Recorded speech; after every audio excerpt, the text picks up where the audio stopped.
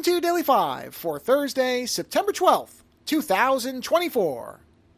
I was listening to the most recent episode, or at least the most recent episode at the time of this recording, the most recent episode posted by Jason Howell and Jeff Jarvis of AI Inside, which is one of the two main shows that Jason Howell does as part of his Techsploder podcast. So he has Techsploder, and then he also has AI Inside. And as the title would tell you, it is a show where he and Jeff Jarvis cover AI topics of, generally the last week or so, or of the day if things are like breaking news type of things.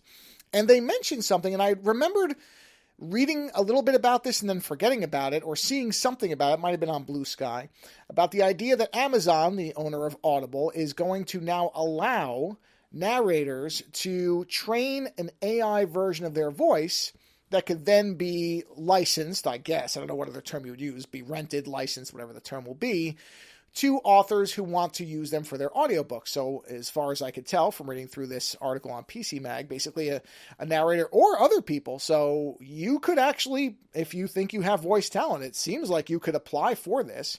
And you would submit some type of voice samples. I assume you would have to read some amount of words or something like that to train the model. And then that model would become available for authors to license in some way, and you would be compensated as the source of the voice.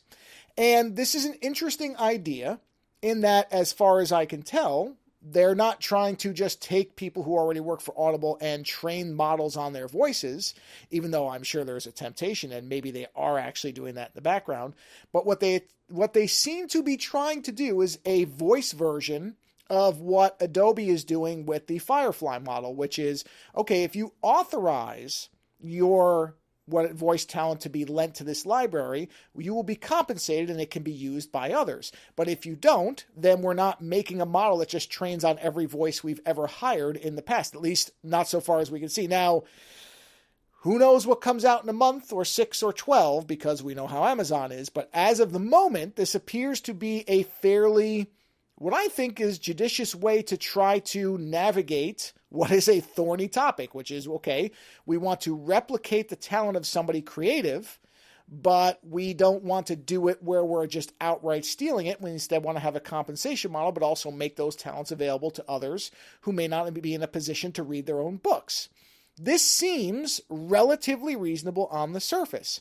We, of course, have to see how Amazon actually does in the long term. Again, I don't trust any big company, but certainly Amazon, I don't know. I don't know if I entirely trust this company to do what they're saying here.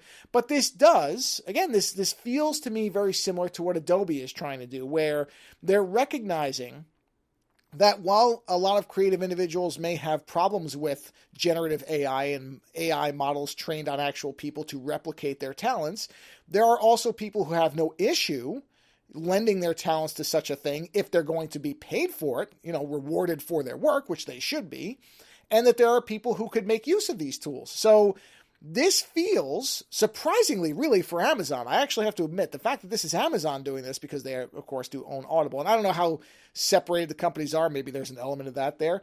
But this is unusually fair for what I would have expected out of Amazon, because, again, I think this is a pretty good way to navigate the two sides of how people view these tools.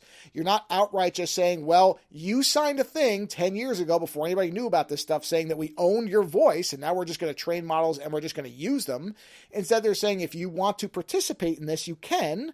That allows others to use it, and it will compensate you. Now, what that compensation looks like, that could also be ridiculous. It could come out that, they're paying you 10 cents a book, which hopefully they're not being that, hopefully they're not Spotifying it, I guess I should say. We'll see. We obviously have to see the details of this. We have to see the fine print and find out what they're actually doing. But on the surface anyway, as this has been initially presented, I think this is actually again, I say this with surprise because I am surprised. This feels like a shockingly reasonable way to try to approach something like this.